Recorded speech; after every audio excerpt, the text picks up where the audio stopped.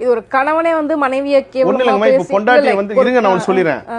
பொண்டாட்டி கேவலமா சீ, நீங்க மனிதர்கள் குணம்னு தெரியுங்களா? 8 வருஷம் லவ் பண்ணியிருப்பான், 10 வருஷம் லவ் பண்ணியிருப்பான். அந்த 10 வருஷம் பார்த்தீங்கன்னா காலையிலேருந்து சாப்பிட்டியா தூங்குனியா, ஏன் நீ ஏன் சாப்பிடலன்னு கேட்கல அப்படின்னு பையன் சண்டை போடுவான். ஆமா.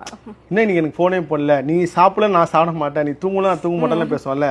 கல்யாணம் ஆகி ஒரு 2 வருஷம், அதிக 2 வருஷம்லாம் இப்போ 2 மாசத்துல இந்த பொண்ணு அவனுக்கு ஃபோன் பண்ணி என்னங்க சாப்பிட்டீங்களா, சும்மா ஏன் சாப்பிட்டியான்னு கேட்குறேன், பசிச்சா சாப்பிட மாட்டேன், எனக்கு எதுக்கு சும்மா ஃபோன் பண்ண திட்டுவான்.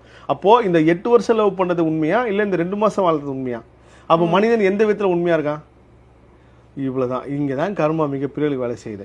அப்போ நான் என்ன சொன்னேன்னா, இந்த மனைவியை சீவா போ கேவலமா திட்டிட்டு போறாங்க, இவெல்லாம் ஆபீஸ்ல போய் அசிங்கப்படுவான், இல்ல தொழில் ரீதியாக யார்ட்டாவது கேவலப்பட்டு தலை குனிஞ்சு நிற்கிற அளவுக்கு சூழ்நிலை இருக்கும்.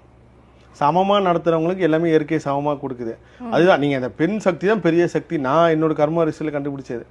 மொத்த இந்த உலகத்தையே இந்த ஆட்டி படைக்குது 2 கிரகம், ஒன்னு சனி பகவான், ஒன்னு ராகு பகவான். இந்த உலகமே இயங்குதுன்னா அதுக்கு முக்கியமான காரணம் பெண் சக்தி தான். பெண்ணால் தான் அந்த உலகமே இயங்குது. ஸோ இது வந்து பெரிய, இதை பத்தி பேசணும்னா அது தனியா ஒரு எபிசோடா போனோம். பெரிய கர்ம ஆராய்ச்சியாளரா முன்னாடி பாக்குறேன்.